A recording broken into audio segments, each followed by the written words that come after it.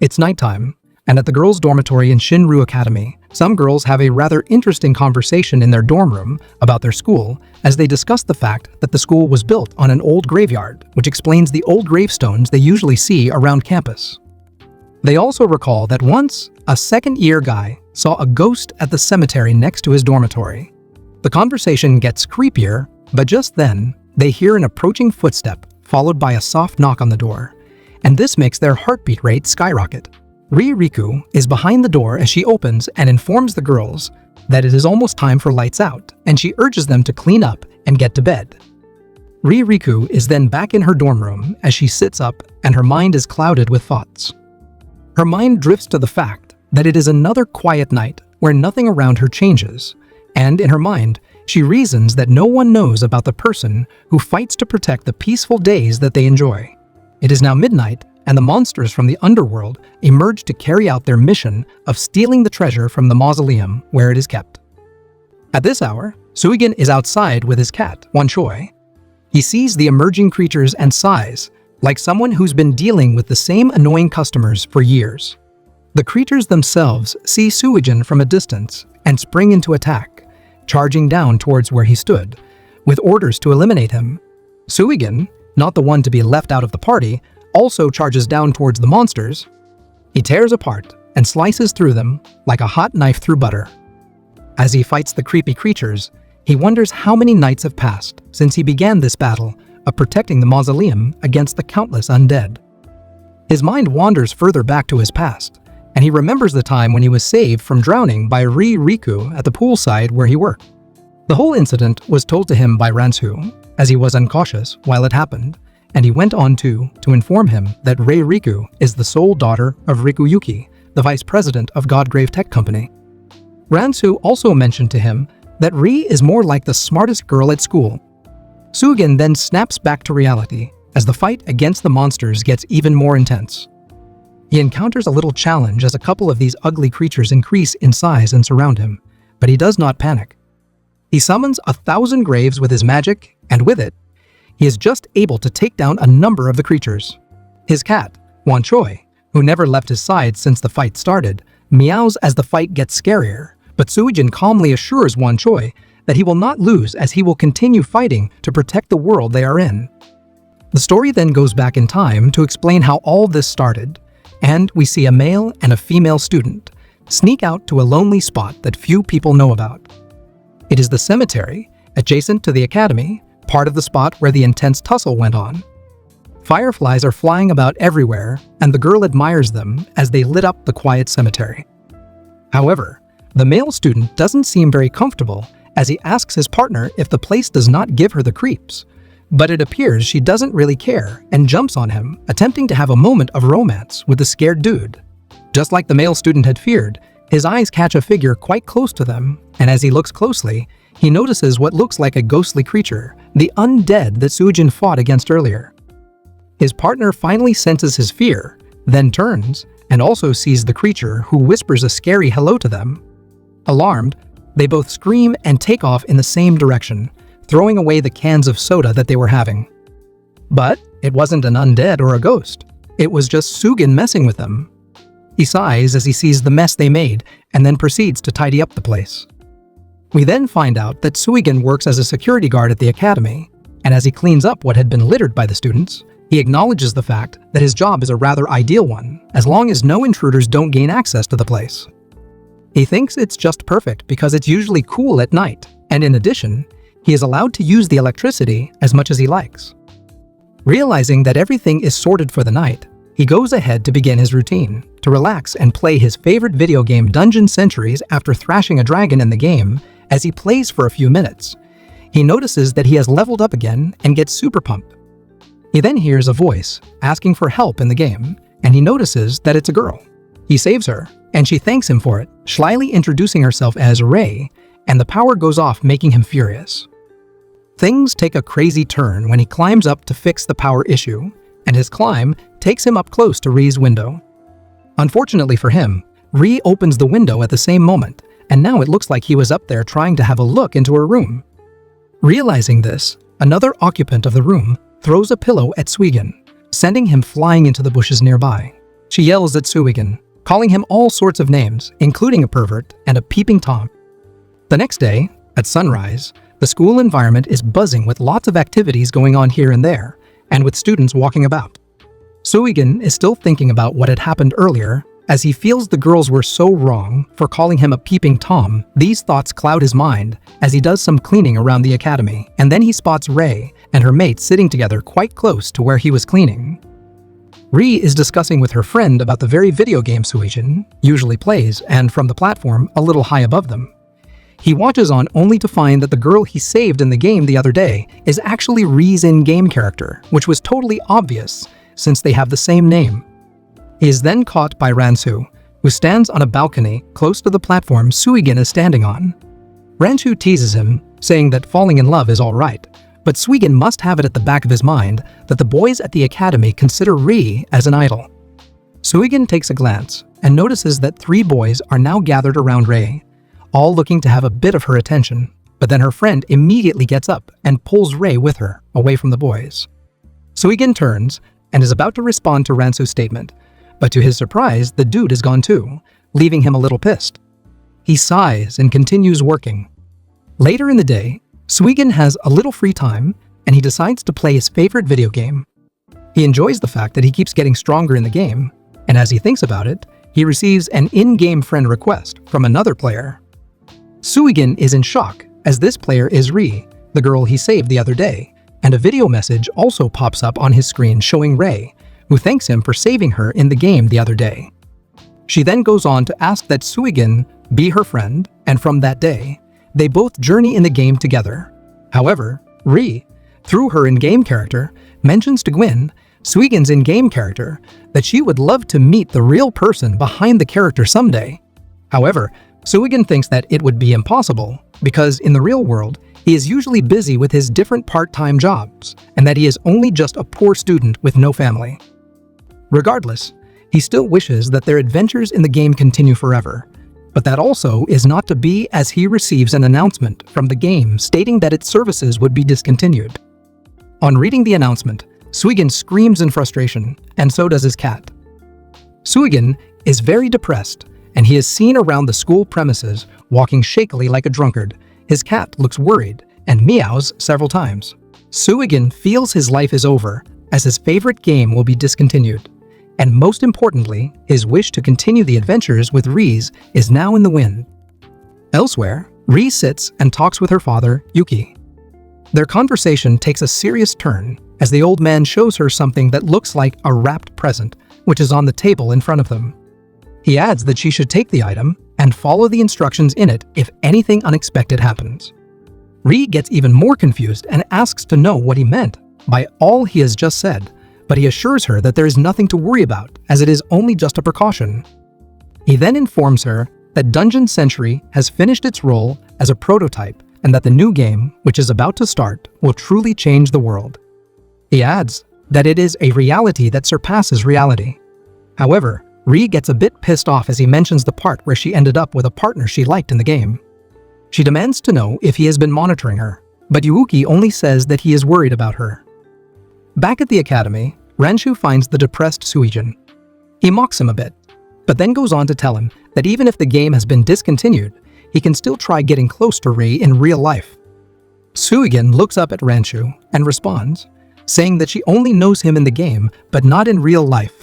He gets up and begins to walk away from the spot where he draws the attention of several students because of his weird vibe, and as he drunkenly walks off, he adds that he and Rei are from 2 different worlds.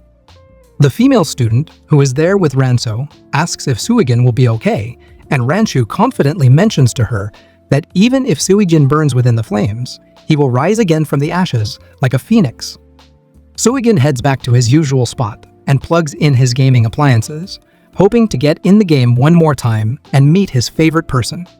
He is then lost in thoughts, as his mind wanders off to the fact that the game is just one out of the many, and that he is only one of her numerous game buddies.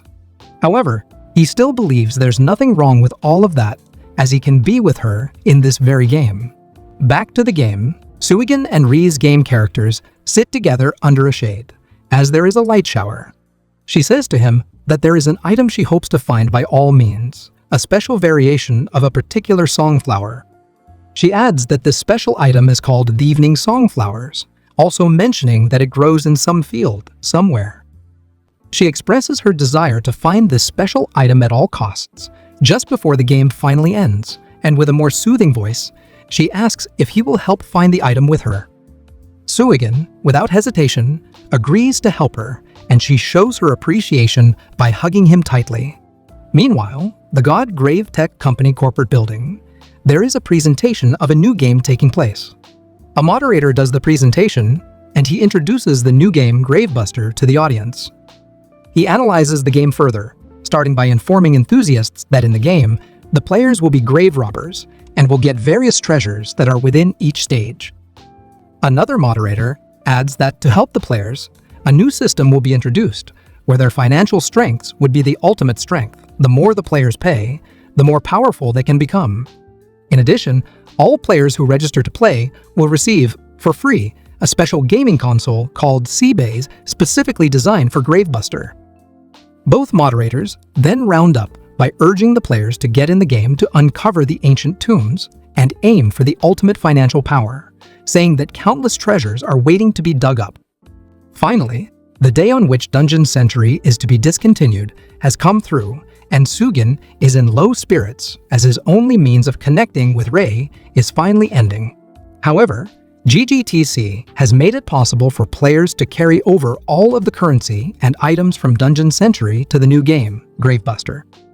Yuki Riku, vice president of GGTC, sits and stares at the big screen in his office. He is looking at proceedings of the grand finale of Dungeon Century, which will be discontinued soon.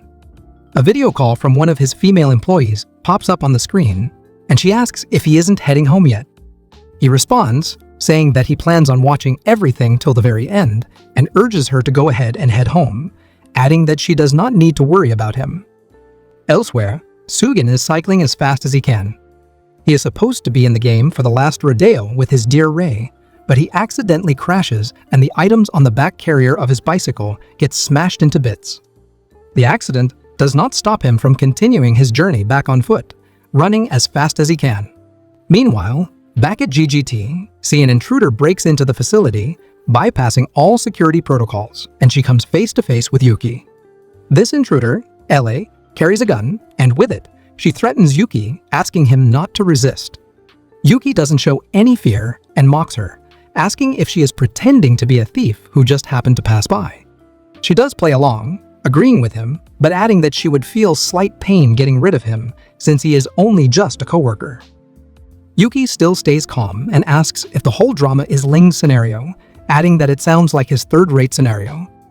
LA is done with the mind games Yuki is trying to play, and she instantly points her gun at him, ordering him to reveal the means of opening the tomb. Yuki does not appear moved by her threats, and in the end, she pulls the trigger. Back in the game, at the same time the robbery goes on, Rei continues her search for the evening songflower, but then an enemy attacks. Suigin is still nowhere to be found as he is yet to get back and set up his gaming appliances. This new enemy is really scary and causes serious damage, eliminating everything in its path.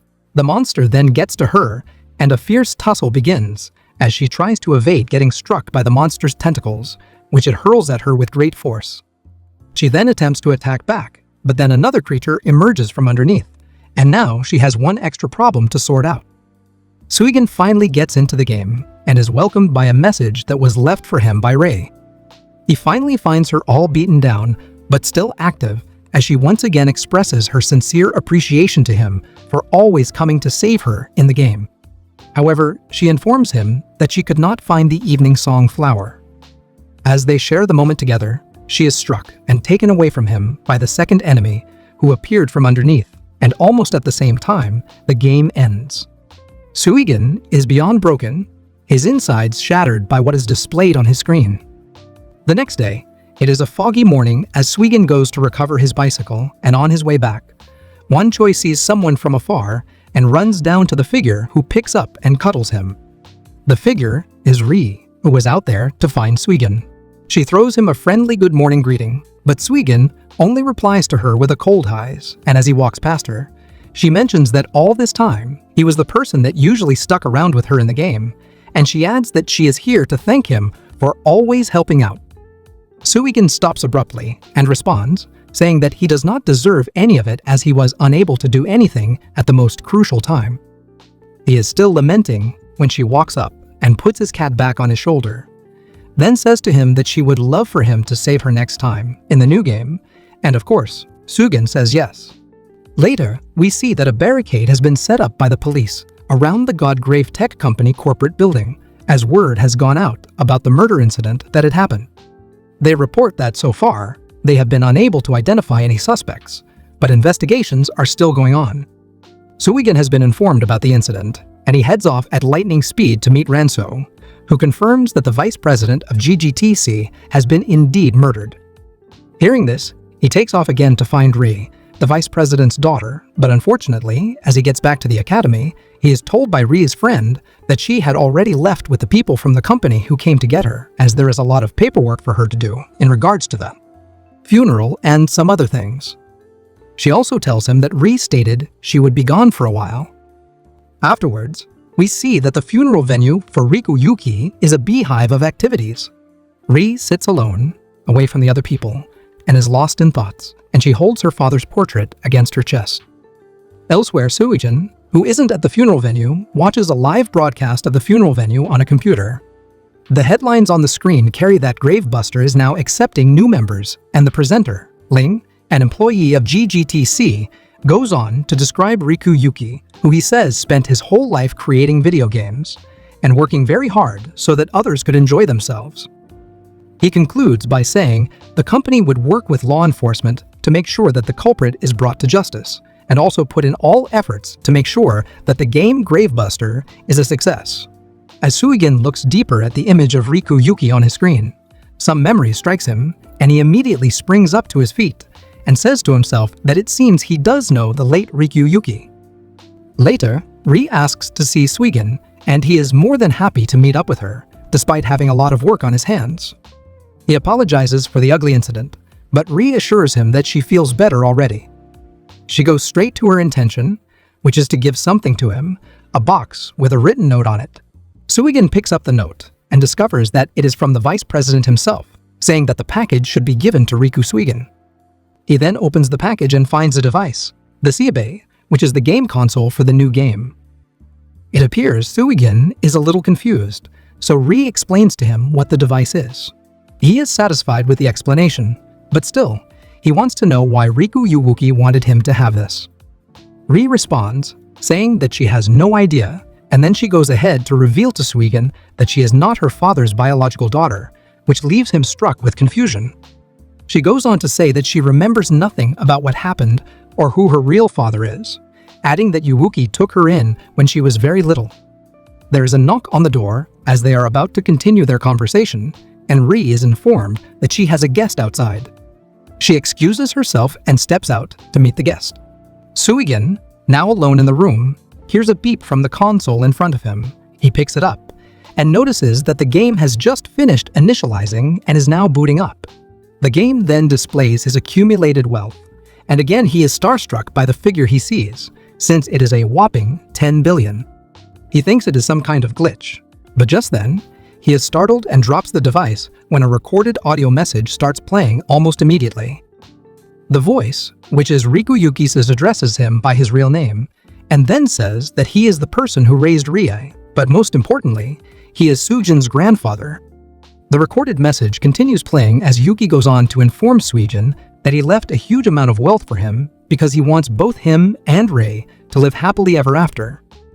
Suigin is thrilled by what he hears, but that isn't everything. The voice also mentions what Rei had told him earlier, about Yuki not being her biological father as her real parents were murdered by the enemy. Just then, he hears Rei's scream and rushes to the window to find out what is going on. There, he sees the guests trying to pull her into their vehicle, and he immediately sprints down to confront them.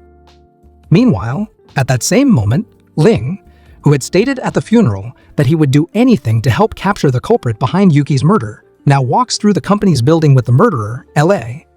He has been one of the brains behind the whole murder operation, taking orders from their master, Dark Tiger. Rei struggles to break free from the two men pulling her just as Suigin arrives and orders that they both get their hands off her. Their reason for wanting to take Rei is that her father, Yuuki, owes a huge debt. Suigin dashes forward to rescue Rei, but gets struck by one of the intruders and is sent flying. The fierce-looking intruder does not stop as he deals several blows on Suigin, who is still on the ground, and Rei screams and begs that he stop, saying she would do whatever they want her to do. But just as the man is about to walk away, Suigin grabs his leg and tells him that he will pay that debt himself. He runs back into the building, hoping to find a way to take out the in-game wealth from the console he was given, but he is disappointed when he finds out that it is impossible to convert the in-game currency into real money. Poor Suigin screams in anger and tosses the console aside, disappointed. Just then, Rei is being taken away and she calls out to him from the vehicle, expressing her gratitude to him for trying to save her, adding that she will never forget him no matter where he is. Suigin does not give up as he gets on his bicycle and chases after them, but even as he is just able to catch up with the vehicle, luck is not on his side and he crashes terribly. There is a dramatic turn of events as some fellow appears inside the vehicle after Suigin has crashed. This fellow introduces himself as Silicon, and what follows next is what Suigin arrives to see after getting himself back up. He finds the vehicle in a destroyed state, with the bodies of the two intruders spread out on the ground. Looking up, he sees Silicon carrying Rei in his arms, and he demands that he releases her immediately.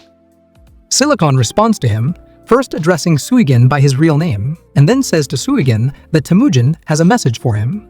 The message is that Temujin will be waiting for him in Gravebuster Silicon, then vanishes with Rie, and the remains of the vehicle explode almost immediately. Suigin returns to his crib and tries to turn on the Seabay, but it refuses to turn on, so he concludes that it must have gone dead. He is then lost in thoughts as he remembers the events of the day, the voice of Riku Yuki playing back repeatedly in his head. He tries to figure out the whole idea of Gravebuster, which Yuki created, and also tries to find out where the Silicon guy took Rei to. As he is lost in thoughts, a female figure appears in his room and over the bed which he lay on, scaring him. She introduces herself as Twin Star, but Suigin is more interested in what she is doing in his room looking sexy, and she responds, saying that she is in his room because he called her there. Suigin is more confused than surprised, and he says to her that she must be in the wrong room since he did no such thing. She pays no attention to what he just said, then addresses Suigin as her masters, who summoned her, and almost immediately vanishes with him, and where they reappear is rather surprising, as it's inside the game Gravebusters. Suigin finds himself alone with a huge, triangular-shaped creature which appears and yells to him that he would not get away. He tries to cover his ears, claiming that the creature seems too loud, and he could hear it quite fine. The creature responds to him, saying he looks rather tougher than it thought, and goes ahead to put him to a test to see if he is worthy of becoming a tomb guardian. It dishes out a few instructions to Suigin, telling him to ward off any intruders along with it and protect the stage from them. While the creature is still going on and on with the instructions for Suigin's test, it turns around and it can't find Suigin anywhere near it, listening or paying attention to what it has to say. The creature calls out to Suigin and orders him to come back, adding that it is not done saying all he needs for his test yet, and urges him to listen to the end. Suigin still walks away with his hands tied around the back of his head, showing how less interested he is in what the creature has to say. However, when the creature makes a statement about saving Rei, he immediately pauses his movement and turns around to face the creature. It then dawns on him that he needs to pass the test to save Rei. Suigin frowns and curiously asks the creature how it got to know about all that. Amidst their little conversation, a sudden rush of blast hits the creature's direction and misses, causing a scared look on Suigin's face. Yu is the one handling the weapon that has just been used to fire a shot at the creature. He tries to adjust the firing angle to load the next round. He goes ahead to report to Phoebe that everything is ready and the charge will be complete in 5 minutes. Phoebe turns to Farron and instructs her to create a diversion until the charge is complete. Farron responds and does as she is instructed immediately. The diversion created by Farron raises a lot of dust on the land which they were, causing Yu and Phoebe to choke briefly. At that moment, Yu throws a question at Phoebe to know what she'd be doing in the midst of all they had planned. She responds that she'd be doing her usual as she winked her right eye and waved out a few cards. Meanwhile, Suigin still appears scared on the ground where he fell and shakily asks the creature about what just happened. The creature responds that the attack he just witnessed is from the Tomb Raiders and he must defeat them to pass the test. Suigin wouldn't let the creature finish with what it was saying as he quickly rose to his feet and yelled that they start with whatever they were to do already. The creature agrees, groans loudly, and a light shines from its head to a direction on the ground with a voice from it. The voice introduces itself as Shostia, the incarnate of the desert. From the light appears a beautiful girl, which catches Suigin's attention. Shostia asks to know if he is her young master. As he responds that he is, she leaps in excitement and tells him that she's been waiting for him. Shostia jumps on him and plants a soft kiss on his lips, which sends him down memory lane. He gets to see his Gramps putting his scarf over his neck. As he snaps back to reality, Shostia comments that the seal on his memories has successfully been broken. He begins to recall the whole scenario, and when the scarf was handed over to him, it all became fresh in his memory. The creature now jumps into their conversation, saying that it appears he has now recollected his memories. Suigin sternly stares back at it and asks to know who the creature really is. His Gramps hops out of the creature and describes his different identities: a genius game designer and vice president of the Godgrave Tech Company, the father that raised Rei Riku, and his grandfather. While they are having their moment, the Tomb Raiders take several shots at the creature and it splits in half. However, the destruction gives birth to the rise of another strange-looking robot-like creature. We see that the newly formed creature is currently housing Gramps, Suigin, and Shostia. Gramps narrates to them that tomb guardians and raiders have fought over the goddess's tomb for 1,000 years now, although originally both sides possessed the same special powers. Amidst his narration, Yu's weapon gets fully charged and he fires it at the creature, causing great damage to its left leg. Shostia and Suigin tremble in fear as they try to find ways to eliminate their attackers. Suigin dishes out a useful idea on taking out the long-range cannon in the creature's armory to counter the attack first, to which Shostia agrees. Farron sights the cannon from afar and exclaims that it looks huge. Suigin instructs not to rush about taking the shot, but to be careful about it. While Yu is contemplating charging his weapon again, he sees a shot coming towards his direction and screams to avoid getting hit. Although it was a miss, it got him freaked out that Phoebe noticed and asked why.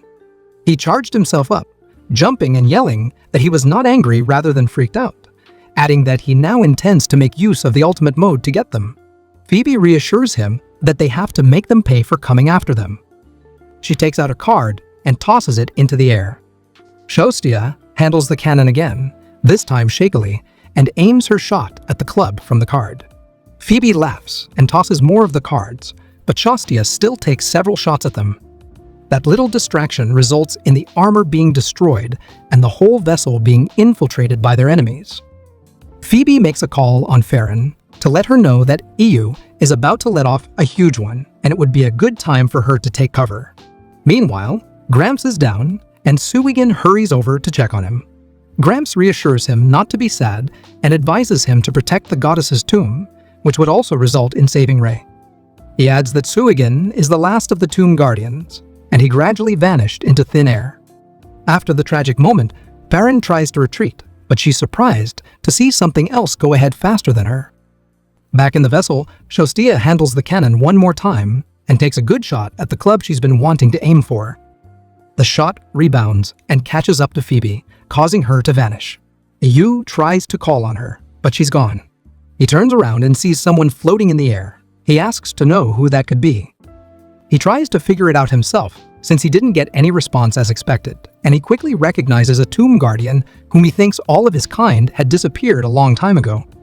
Suigin finally responds by saying he is the last of them in the flesh. This causes Yu to furiously pick up his weapon, charge it up, and fire it at him. Unfortunately for Yu, Suigin tosses a few cards, and the shot rebounds and consumes him. Shostia then congratulates Suigin on passing his test and finally being acknowledged as a tomb guardian. He returns the favor by appreciating her for her help in accomplishing the task. She bids him farewell with a hug and gradually vanishes into thin air. He tries to call her back, but she's already gone. Suddenly, he hears a voice from behind him mockingly commenting on how she expected to be up against someone tougher, only to meet a baby. She laughs and confesses to him that he is not exactly the last tomb guardian as he has been told, but she is. She concludes her shocking confession with a shot from her gun at Suigin, sending him down to the ground. Afterwards, Suigin wakes up from his last confrontation and finds himself on a bed in a room he doesn't seem to recognize. A strange phone falls off his body as he jumps up from his deep sleep. He looks around and rolls up his shirt to his chest to take a quick glance at his previously sustained injury from the hit that sent him temporarily unconscious. Strangely, the injury disappears from the spot on his chest. As he is trying to figure out what is going on, the strange phone rings. He stretches his hand and picks it up to answer the call. The voice over the phone asks to confirm if he is Suigin Riku, and upon confirmation, the voice introduces himself as Temujin of Totems, and he adds that he'd be waiting for Suijin in Gravebuster, then hangs up almost immediately. Another call comes in, this time with a picture of someone he recognizes, Rei Riku, lying unconscious. Meanwhile, the Tomb Raiders are still up to something, plotting against their prey. A lady who is passing by a street eavesdrop on the conversation of two young men. These young men are discussing turning their 200,000 into more thousands. She stops by and leans towards the one who mentioned 200,000, claiming to be interested in him. The second young man, who is seated right next to his friend, sees the attention he's getting from the strange lady and goes ahead to mention a higher amount to divert her attention from him. Well, it works. She rushes over to lean on him instead. They have no idea they are about to be used as prey by the Tomb Raiders who have been waiting. While the Tomb Raiders are going back and forth on when the prey would come around, Aiyu soon sees them passing and calls on others to see them too. They immediately start charging up their weapons to set their plan in motion. Meanwhile, at the Shinryou Academy library, Suigin is focused on reading a book about gravebusters, but he's suddenly interrupted by Ranzhou. Ranzhou sees how interested he is in it and introduces him to a fellow student who is also a game freak and has participated in the closed beta. The young men have their combat skills put to the test, seemingly impressed with their performance. Phoebe and Farron soon appear in their midst, interrupting their little moment of happiness for performing well. Phoebe, flashing her cleavage before them, asks for a favor from them. They both fall hard for it and ask her to go ahead with her request. She continues, teasing them about an amazing treasure they happen to find somewhere, but she is scared of the scary, hideous monsters that would be waiting around to attack. As the young men try to picture the scenario of such a lady getting attacked by those monsters, Phoebe urges Farron to join in, asking for their helping hands. They agree to go with them to grab the treasures with the hope of defeating those monsters. We see that Suigin is still reading this book on Gravebuster, and he gets to find out about the ruler who is named Dark Tiger, also the head of an organization known as Precious. As he goes on about his thorough research on the organization and its operations, the Game Freak, who was earlier introduced to him, warns him about getting into something too dangerous. She lectures him briefly about the new force that has been fighting against Precious, and reveals that it's called Totems. She explains that Temujin is their leader at Totems, and as well a villain who is willing to do anything. She goes on that he is also known as the terrifying man who devours everything. Those last words keep ringing bells in his mind, especially about Rei Riku, who is held in custody under the same terrifying villain who devours everything. He could hardly have a night's rest. He keeps rolling over the bed, showing how inconvenient and disturbed he was about the ugly situation he just found out. Elsewhere, Rei is seated on the bed as Temujin makes his way through a wall into the room. He walks in and asks Rei to make herself comfortable, and he will ensure that she gets anything she needs during her stay there. She immediately throws in a request to let her go. Temujin replies that what she just requested is out of the question, and later walks out of the room. Meanwhile, Phoebe and Farron keep luring the young strangers into where they could trap them. They pause and show some doubt about any of it being real. Phoebe continues to tease them with the scary monsters story, and Farron adds that the monsters took 3 million from them when they got attacked. It raised their concerns more, and they ran closer and closer until they got caught inside the trap. They start to beg to be released, but one of the Tomb Raiders, Wild Wolf, jumps in excitement and introduces himself as the man who lives and dies for money. Wild Wolf and the rest of the Tomb Raiders then have a drink, toasting happily on the success of their day's job. Wild Wolf walks back outside to where his unfortunate guests had been trapped. They keep begging for their release and make promises of paying for the favor. He rather offers to give them a word of advice, saying that money is life in Gravebuster.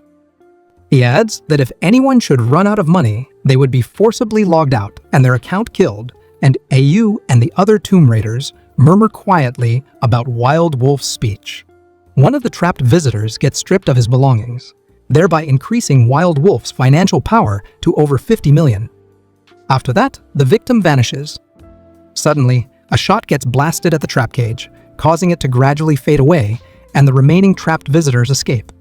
Wild Wolf turns to the shooter, who is named Collector, and asks to know who she is. They all try to aim at her, but she jumps high and dodges, landing back in their midst with her gun pointed at Wild Wolf. The rest of the Tomb Raiders surround her, warning her that he is still their leader despite the way he appears. They order her to put down her gun, which she does as instructed. However, she jumps out of the spot and the rest of them get trapped in there.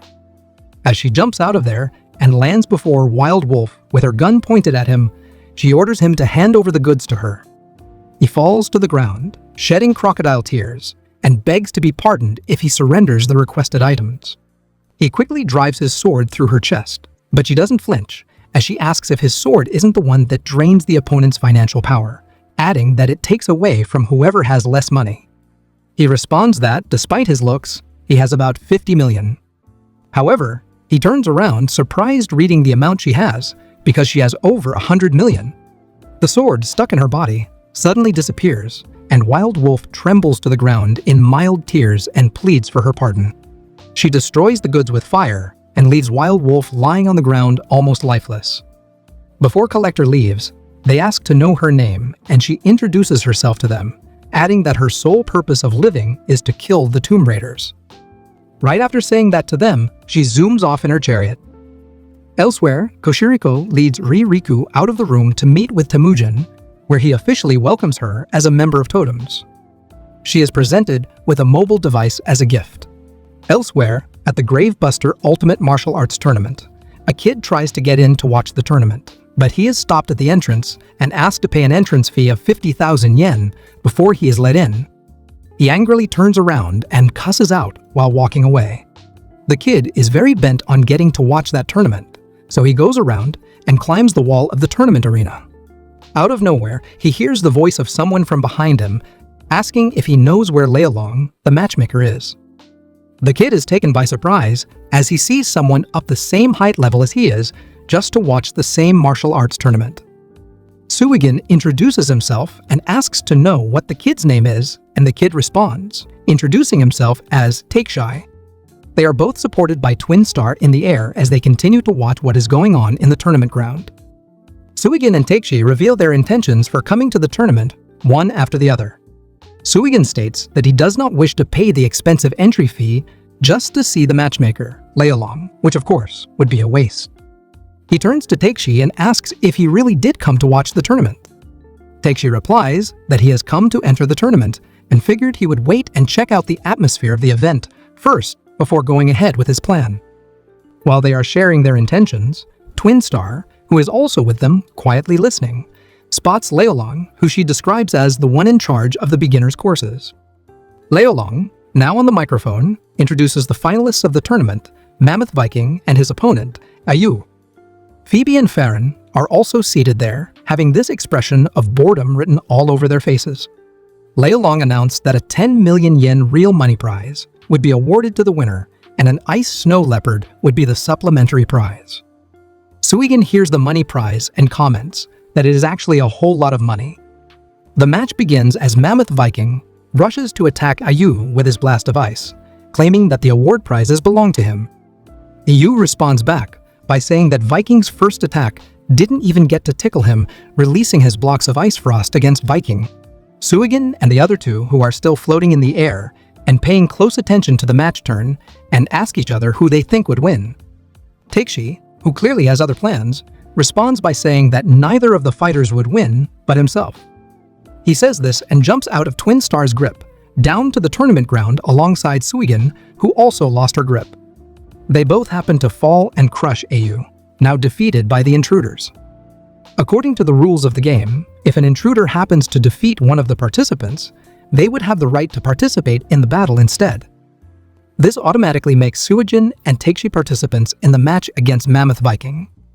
Takeshi, however, apologizes to Suigin for bringing him into the mess, but insists that he needs the prize money at any cost it would take. The memoir that he has with him contains pictures of his memories that mysteriously make him stronger little by little. His memory flashes back to when he was with someone he values so much, Maiken, his sister. She was always there for him, encouraging him in several ways, and he thought he didn't deserve to have someone like her in his life. One day, she got hospitalized and he went to see the condition of his valued partner. He looked at her and promised to go make that money he was going to use and save her precious life. He snaps back to reality, facing his opponent, who is threatening to crush them in pieces since they don't look like a worthy match for him. The matchmaker announced that there is a penalty for intruders, and that is having their abilities halved.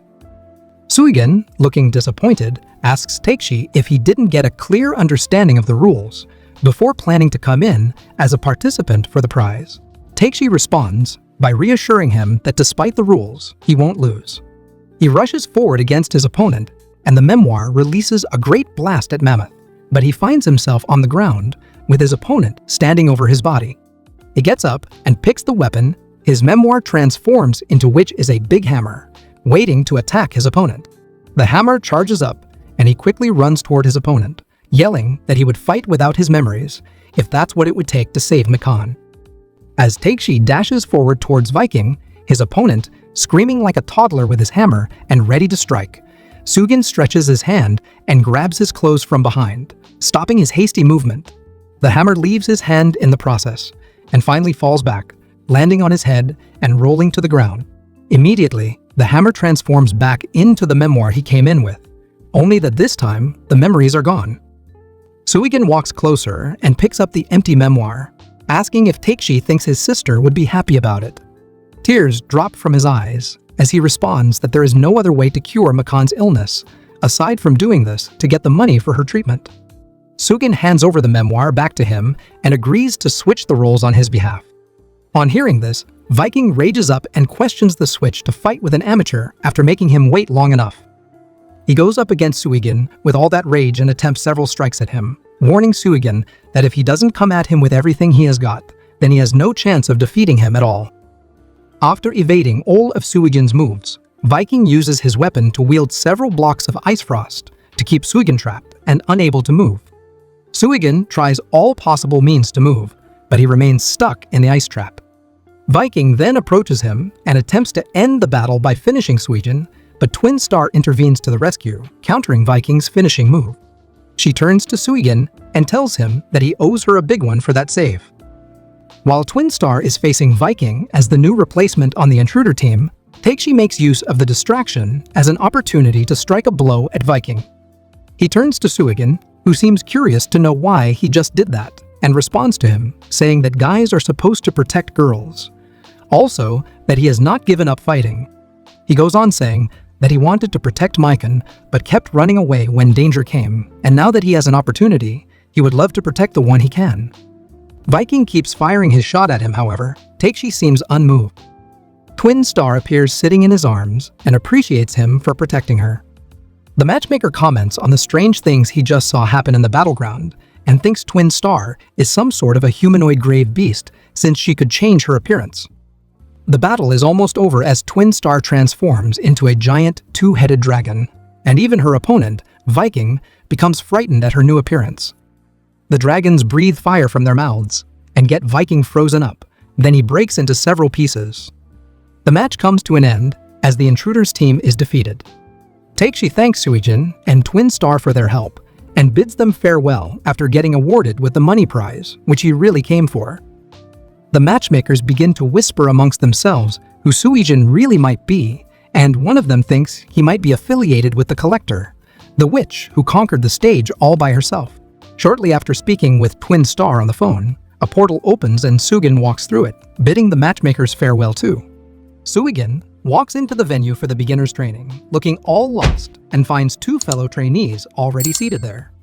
He breaks the silence and decides to throw a question, asking to confirm if he has come to the right place for the beginner's training. No one responds, not even a nod. He goes on to introduce himself and says he looks forward to working with them, since they're all new and are there for a common purpose. Titan, one of the trainees seated there, seems to be a quiet type and doesn't like to be disturbed. He is looking right into Suigin's eyeballs, hearing all he said, but he's not saying anything back in response. Suigin walks up to him and nicely asks for his name, but Titan ignores him and turns his face the other way.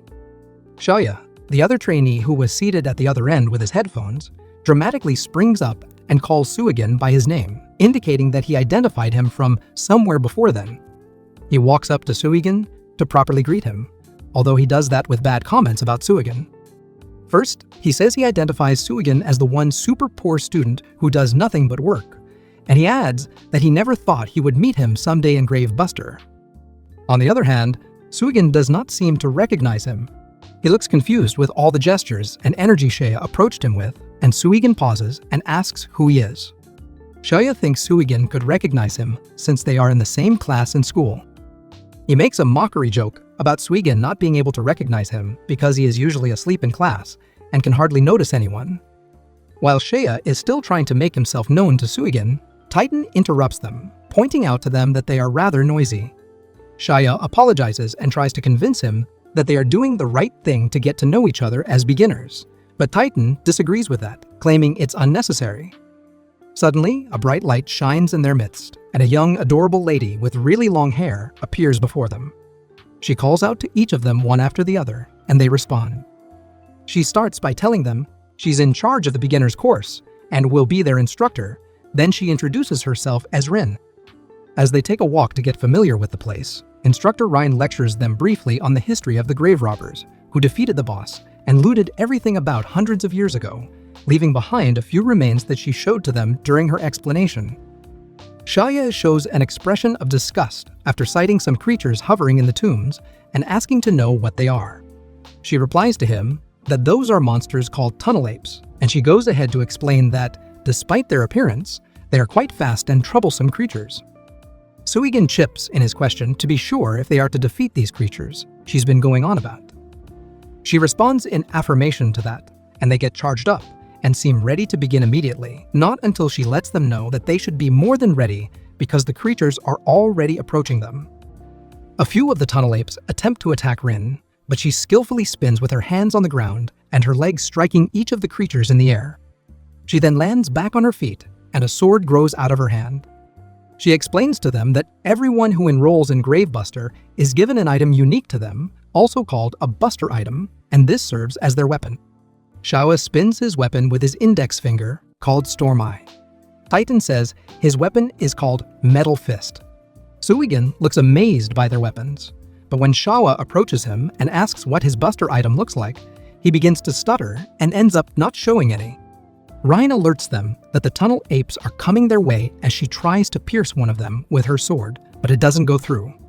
She shows them their elder, the Grand Tunnel Ape, which has 3 eyes, and tells them that it has to be defeated first before they can tackle these other ones. Titan then goes up against the Grand Tunnel Ape with his metal fist and uses a move that makes it vanish. Now, the rest of the tunnel apes can be easily defeated since the power in their armor has been weakened.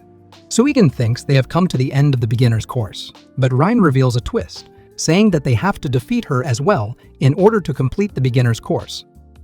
She flings 3 blades in their direction, and Titan counters the attack with a familiar without using his Buster item. She compliments him on his extraordinary ability, and while she's trying to examine Suigin's ability, she senses a blow coming in her direction, and she quickly dodges. It's Titan who reminds her that she has to be defeated in order for them to pass the course. He goes ahead, fighting Farron to make sure he defeats her. At one point, he asks for their help to defeat her. Suigin activates his Buster item, but he backs down because he thinks there would be no need for it. Titan then delivers a blow that sends Rin crashing on her back to the ground, and she confesses to Titan that he is strong, but she wouldn't let him pass the course. Chawa, who has been fantasizing about Ryan, activates his ability and flies toward her to strike, but she quickly drives her sword through his chest, and he collapses on the ground. Just before he vanishes, he confesses his feelings for Rin and wishes to become line friends with her when he gets to be as strong as Titan. Suigin then breaks the news to Titan that he won't be able to defeat Instructor Rin because she is invincible. Titan angrily screams and boasts that he is the invincible one because he is undefeated. He tries to challenge Rin to a fight, but she reveals some important information about himself to him. Suigin then follows a signal and finds his way through a passage to get to the real Instructor Rin. He explains that he figured it out when he saw how the clone of herself stabbed through Shio's heart without looking in his direction. They then successfully pass the beginner's course, and Titan suddenly rages up and goes against Suigin because he seeks to know how strong he really is. But Suigin flees away with Instructor Rin. As Suigin tries to strike a deal with her against Titan, the undefeated Titan, with his metal fist, breaks through the building and interrupts them. Titan then throws Suigin and Rin out of the building in which they are hiding. He cracks his neck muscles and brags that he will quickly show Suigin who is stronger. As Titan attempts to make his first move against him, Suigin activates an ability that Titan referred to as a loser's technique, but is surprised as the technique worked on him. This ability is a combination of his dead friend's ability, Shia, which he calls Man of the Wind. It enables him to create an illusion that he's coming from a direction, yet still unreachable by his opponent. Suigin later offers to not hurt Titan only if he surrenders to him. Titan laughs and brags to him about being one of the chosen elites, hence he can't lose to anyone. Since he comes from a rich family and also believes that the game is all about money anyway, he resorts to sticking with that to fight. He summons a car, which happens to be an ultimate form of his buster item. Suigin and Farron are just watching from a distance with a somewhat terrified look on their faces. He gets in the car, charges it up for attack, and goes after them.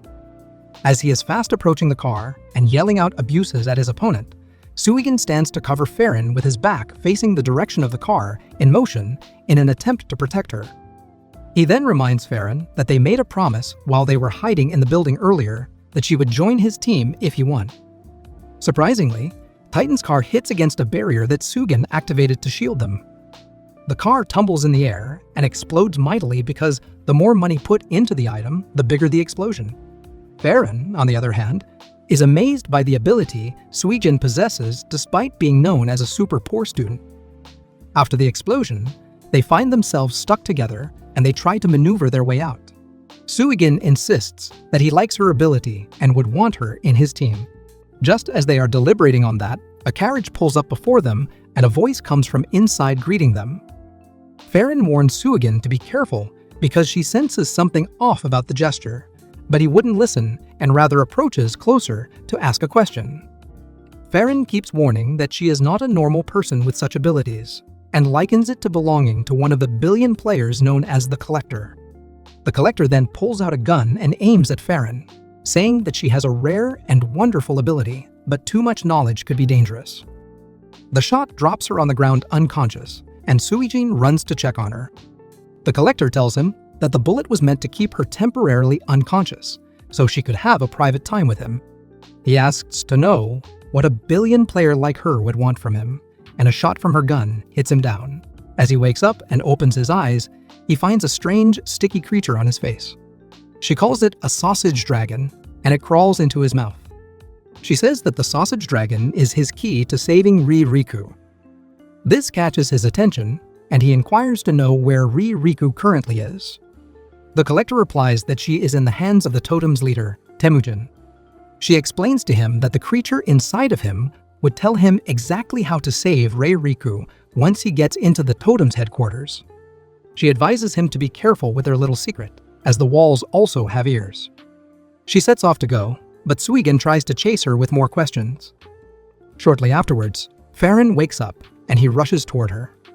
She asks him what the Collector is after, and he replies that he isn't sure he knows.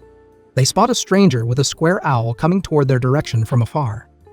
Farron quickly runs a scan on his ability and finds out that the stranger is one of the totems. Suigin concludes that if he is one of the totems, then he must know the whereabouts of Rei Riku. He hastens toward the stranger, although Farron tries to stop him. On getting to the stranger, he attempts a blow at him, but the strange guy from Totems dodges his blow and strikes Suigin with a kick. Suigin quickly uses a move to dodge him, then pauses to ask for Rei Riku. The stranger from Totems responds, saying that he wasn't given any orders to answer questions from him. Suigin goes in for another attack, but the stranger is too fast for him. Farron interrupts their little fight in an attempt to rescue Suigin, and the stranger from Totems suddenly disappears from their sight. Suigin turns to Farron and asks why she is trying to save him, and she replies that doesn't want to watch her team member die when she could help. He appreciates her for accepting to join his team, but they are interrupted by the same stranger who disappeared a moment ago. As they both try to attack, they notice some strange numbers appear on their wrists. They try to figure out what they could denote, but they have no idea. After some moves with the stranger, Suigin disappears, leaving Rei with the stranger. Shortly, the stranger aims a weapon at her, but she deflects it in another direction. He walks closer and tells her that dodging his attack would make no difference, as she would still disappear. Immediately, she disappears. Later, Suigin wakes up from where he appeared and realizes Farron disappeared too, like he did. His phone rings and picks up the call, hoping it is Farron on the phone, but he hears a strange voice demanding his attention if he still wishes to save Rei Riku. Suigin, still persistent on the phone, asks the caller if he is the one who kidnapped Rei Riku. He goes ahead to threaten that, if anything should happen to her, he will pay for it. The caller tries to calm him down, adding that Suigin would not be able to protect her now, and this is the reason they are keeping an eye on her. The caller continues to explain to him that the initial reason for keeping her around is to protect her, but it would sound more interesting to call her a hostage now. He goes ahead with his instructions to Suigin if he still wishes to save Rei Riku. The caller reveals to him the details of a certain festival to be held on stage 18 of Gravebuster, prepared for those who have cleared every stage in the game. He goes on with his explanation that for him to conquer stage 0, he would have to head to stage 18 and find a player named Nishikaze. Suigin throws back a question on how he is supposed to find a player he's never met before. The caller replies that he will find out when he gets there. Before he could keep asking every question that's been bubbling into his mind, the caller hung up. While in his state of soliloquy, Wan Choi appears and jumps to embrace him, and he gently rubs his head, saying how much he has missed it and cuddles it to bed. Suigin wakes up the next day to Wan Choi peeping outside the window. He walks toward the window and spots a handful of students flirting with a girl they had just ran into out in the field and bothering her with requests about her handle or any platform they could use to reach her. Surprisingly, she replies that she has none of that. They persist, asking if she does not talk to anyone at all in her entire life. The girl looks up the window and seems to recognize Suigin, but the students who were there with her throw stones at the window until he closes them. While inside, Suigin reasons that she might be Farron calling for his help. He ponders deeply about how he is such a fuss in game, but in real life, his existence feels empty and completely different. He compares his weird personality to that of Farron, who stands out just like in the game, and he keeps wondering in his thoughts what she would think of him now that she knows how lame he is in real life. Later, we see Suigin at the cafeteria with the girl from earlier, and the waiter at the cafeteria approaches their table and snaps him back to reality, asking what they would like to order since they have been sitting there for about an hour while other students are waiting. Some students spy at them, and one of the students who is waiting by the door seems to recognize Suigin and identifies him as a lame part-timer. He hurriedly requests for the menu and hides his face from them. Farron does the same and orders a long list of items. This somewhat shocks Suigin, who didn't see this coming, as he begins to process in his head how a tiny-looking person like her could also be a big eater type. However, the bigger question running through his mind is who would be the one to pay for all that she just ordered. He checks his wallet and finds just a little bit of change in there as he realizes that money in the game is useless in real life. Well, not until he was proven wrong when the waiter told him he could make payment with his Shinryou coins as real-life currency. As he and Farron walk out of the cafeteria, the students mock him for choosing a new girlfriend rather than Rei Riku, who is still out there with no whereabouts. He replies that he has not abandoned Rei, and he will do what has to be done to bring her back. They both go into his room, briefly discuss the accusation from the students back there, and agree to fight together to bring back Rei Riku. As they log into their Gravebuster game, they find so many people around and figure out that the festival that the caller on the phone described to him is about to be held. He recalls what the caller said and begins his quest in search of Nishikaze or anyone from the totems. They appear at the entrance of Stage 0 and continue their search for Nishikaze, and there they spot the portal to Stage 0 and Precious's leader, Dark Tiger. They also watch how the boss for Stage 18, Aslan, appears from a pool of blood. As Aslan gets attacked on his arm, they watch the pool of blood regenerates it back. While they are watching how things go on around there, Nishikaze appears from behind Suigin and asks to confirm if that is him. Suigin turns to her, looking frightened at her sudden appearance. Farron then runs to check on Suigin, who is struck to the ground by Nishikaze. Suigin gets back on his feet, holding his face, and mentions to Farron that it is somewhat rare to see anyone make an entrance like that, but all Farron says is that he should tread carefully, as the lady is very strong. They are interrupted by this new enemy, who informs Suigin that the boss had actually asked her not to pay him a visit, but she doesn't care. She further adds that she is certain that Suigin would want to see the person she is about to show him. Then she conjures up a magic mirror, and almost immediately, Rei Riku appears on it, but she faces the opposite direction. Suigin is broken and runs to the mirror, screaming Rei's name and vows to save her if she could just mention where she is at. For a moment, it looked like she couldn't hear his screams, but after a few minutes, she got up from where she sat and walked up close. Although she can't see anyone from her end, she could still hear and recognize Suigin's voice. He again promises that he will find and save her, but just then, the mirror is instantly made to vanish by the new enemy, who then asks if he enjoyed the brief moment of reunion with his dear Rei. It doesn't end there, as she also mentions to Suigin that the boss had told her a whole lot about him, most of which she refused to believe. Then she challenges Suigin to prove himself, striking him another deadly blow just as she speaks to him. Suigin then remembers who she is and her name, which he had been told is Nishikaze. He was instructed earlier to find her, and now it appears she found him instead. Nishikaze confirms it and says to Suigin that she attacked him so she could test the strength of his divine tomb item. Apparently, Nishikaze isn't really the enemy after all. Elsewhere, close to where Suigin faces off Nishikaze, the fight continues between the players and a monster who proves too strong for them. To make things worse, and maybe easy for himself, the monster summons some more monsters, which he calls the Mosquito Legions. These ugly mosquito-looking creatures deliver a brutal massacre, feeding on the blood of their victims, or rather transferring the blood to their master, which merges with him and becomes bone. Bo, however, he doesn't seem to get that particular blood he is searching for. He wonders where it could be, and as he turns around, he sights some energies coming from where Suigin was at. Now, he has just gotten his answer, as what he has just seen is most definitely what he has been looking for. Nishikaze then shows Suigin some vital information, including a message from the bosses. She informs him that he would head to Stage 0 after confirming his buster item, even though Suigin had heard a rumor that Stage 0 was to open in about 5 days. Before she finishes her explanation, the monster who had sensed Suigin's wave from a distance shows up and makes quite an epic entrance, saying out loud that he has finally found the blood he has been searching for. He faces Suigin and tells him that he had been instructed to follow him and fulfill the mission. He then hands a key to Suigin, adding that it will give him access to Stage 0, and then all his memories of Stage 0 will reawaken, but in order for it to happen, he must undergo the final test. Just as he makes this statement, he transforms into Aslan's ultimate form, 3 times bigger than all of them.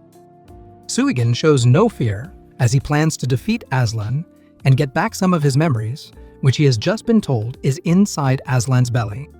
Nishikaze and Farron leave the scene, but Farron remains worried about Suigin. Nishikaze, however, tells her that whether Suigin is safe or not is all up to his fate. The other players, who watch what goes on from below, are deeply concerned, as no one would dare face Aslan because no matter what damage is done, he can still regenerate with the aid of blood droplets from other players. But that's not all, as Lang gets bigger as he regenerates and can also shoot plasma with the power of his attacks, multiplying as well.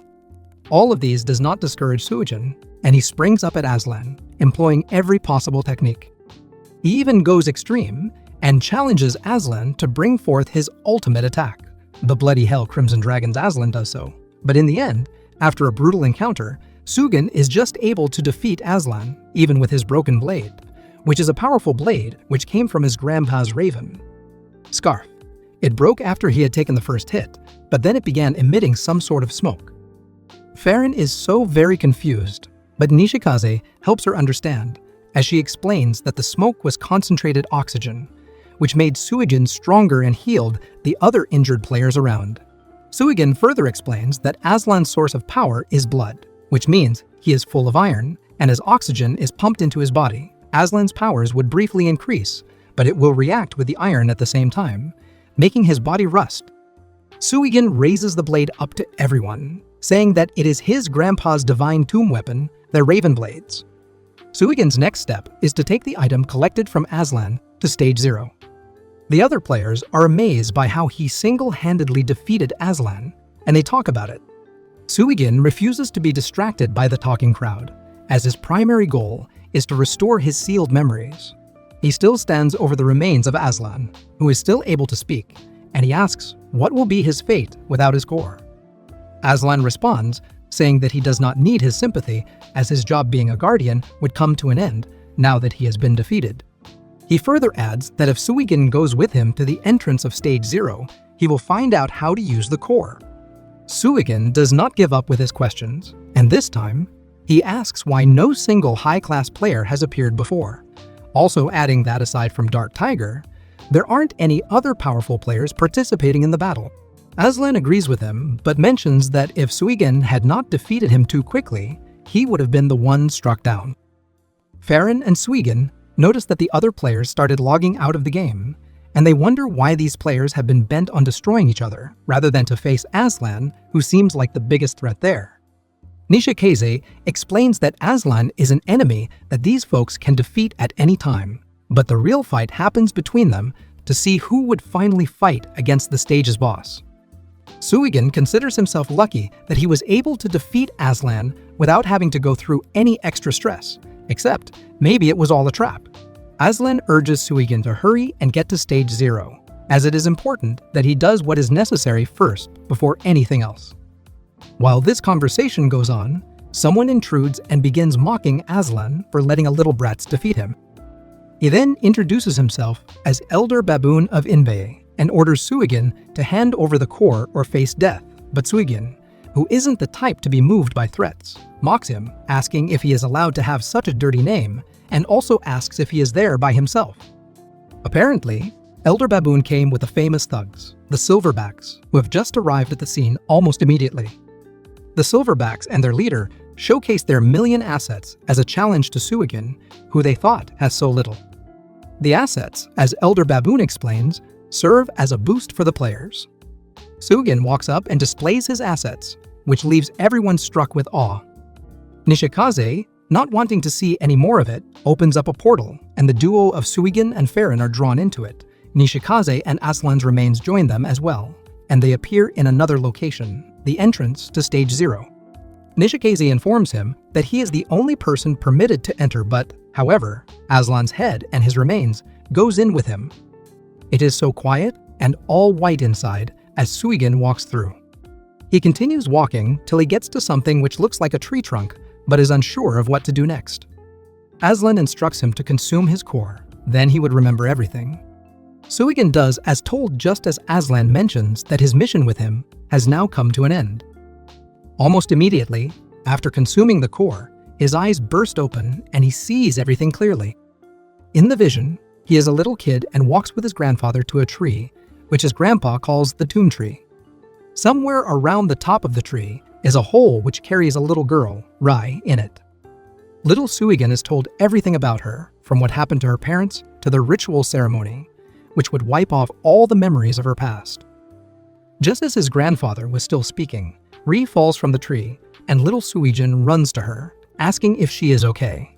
She falls asleep again as a result of the strength loss from the ceremony. In the vision, little Suigin also passes through a similar memory wipeout process, and then his grandfather summons and instructs Aslan to awaken Suigin's memories when the time is right.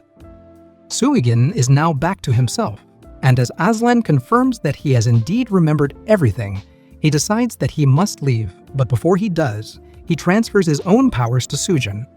Elsewhere, Elder Baboon reports to his boss about Suigin's abilities and how his squad are no match for Suigin's powers.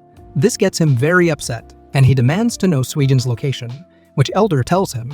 The boss, aware of Suigin's powers, decides to instantly deploy a cannon towards Suigin from his Artemis snipe, but surprisingly, Suigin comes out of the blast unarmed, and Farron is super thrilled.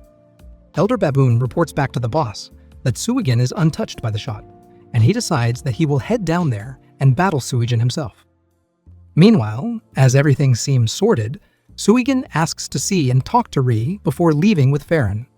Nishikaze agrees and opens up a mirror portal, but instructs that he must not mention anything about Stage 0 to her. Finally, Suigin has the opportunity to speak with Rei again, and he urges her to hold on a little longer, as he would come for her. Suigin's next mission is to protect Stage 0 and Rei from the enemy, Dark Tiger, who has finished making preparations to attack and conquer Stage 0. Dark Tiger is informed about Suigin's impressive powers, which is more than what they expected, but he is still confident that his evil plans would play out smoothly. Meanwhile, Nishikaze decides to take Suigin to her boss, but as they turn to leave, an explosion takes place in the midst of the crowd quite close to where they stood.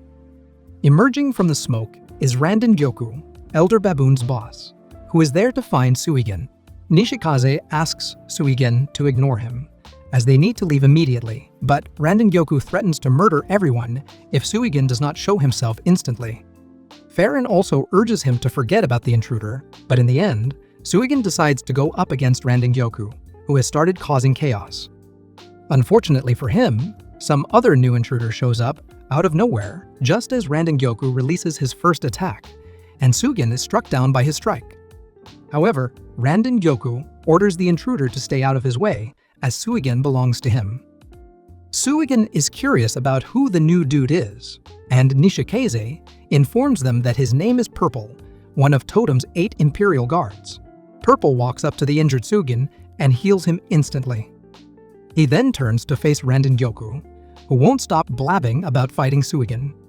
A fierce encounter takes place, with other players joining in, including one who introduces himself as Beck. He tells him more about the other players and how the asset thingy actually works, literally everything Suigin needs to know. He also tells Suigin about titles, which he says cannot be transferred to another player and are obtained through a player's experience and their performances. He adds that players can earn rare titles by completing difficult quests. Suigin is told about the Lone Star title, which has tremendous inherent powers, and its powers makes it possible for players to break the game's rules. Suigin, however, does not know what his title's special powers are. Randen Gyoku, who had been firing his cannon at the others, stops to reload his weapon as he had been firing at the shield set up by one of the players on Suigin's side. The reload is complete, and he begins firing again till the shield breaks. He thinks he has just successfully eliminated them all, but he is wrong, as Suigin had stepped in and used his Saturn powers to guard against his attacks. Since Randen Gyoku refuses to give up and wants to continue fighting, Nishikaze decides that she will set up a fight between him and her boss, Temujin, leader of the Totems. Randen Gyoku is thrilled by the fact that if he defeats Temujin, he will become a billion player and also inherit the position of the Totem's leader. Suigin himself believes Rei is held at the same place Temujin resides, and with this thought, he decides that they all head out to Temujin's location. That's all for today's recap. For more thrilling stories and updates, don't forget to like, subscribe, and hit the bell icon for notifications on our latest content.